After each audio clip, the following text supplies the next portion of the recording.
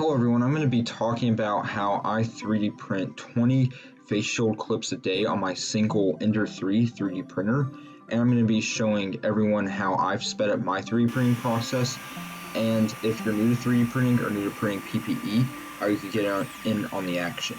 So with that, let's get started. If you are new to 3D printing, before buying a 3D printer, join a makerspace to get exposure to 3D printing. I also recommend learning the basics of a slicing software such as Kira and a 3D modeling software such as Fusion. Once you're ready to buy a 3D printer, I recommend the Ender 3. It is a very popular and cheap printer. It's based off an open source design. It is a kit, so you do have to assemble it, but it is one of the best first 3D printers someone can own. But if you're already skilled at 3D printing and want to help make PPE, I recommend doing it through your makerspace. In my makerspace, we're making face shields that require 3D printing and laser cutting. But if there is no effort in your area, just start one. You can ask your doctors, hospitals, nursing homes, and anywhere else that may need it if you could just make it for them. Currently 3D printing around 16 to 20 of the clips for the face shields a day. I'm printing these in PTG filament on my Ender 3, running the bed at about 70 degrees Celsius and nozzle at 250 C. I'm using a glue stick for the adhesive, but mainly to remove the prints. To achieve 20 clips a day, I'm printing 2 clips every hour and 15 minutes. To do this, I had to switch out the stock 0.4mm nozzle with a 1mm nozzle. Switching nozzles makes each layer thicker because it is putting out more filament.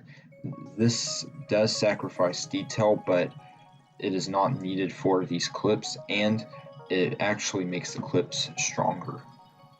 I'm not printing at night when I am asleep because 3D printers are fire hazards, but every time I do start a print, I set a 1 hour and 12-minute timer on my phone, and then I remove the print an hour and 12 minutes later. Then I restart the printer. I spend most of my time doing minor repairs to the printer and preparing the clips. Preparing the clips involves removing glue, getting rid of the loose filament strings, and sanitizing them. I'm lucky to have help from my siblings, whose channels are linked below. Go subscribe to them. In terms of repairs, I recommend before starting this, replacing your Ender 3 stock feeder with an aluminum feeder. You can buy it off Amazon. You can see my stock feeder got messed up, and this actually caused some misprints. Here's one of the many face shields I've printed. It is designed for transparencies with specially placed laser cut holes to fit into the slots. My makerspace is distributing them to nursing homes and doctors' offices. We do have donors who have been very generous and donated a lot of filament. As you can see, I've used a lot of it for this project, and I'm very thankful for the experience and the donors and all the help that has made this possible. If you liked this video or found it informative, please subscribe and like it.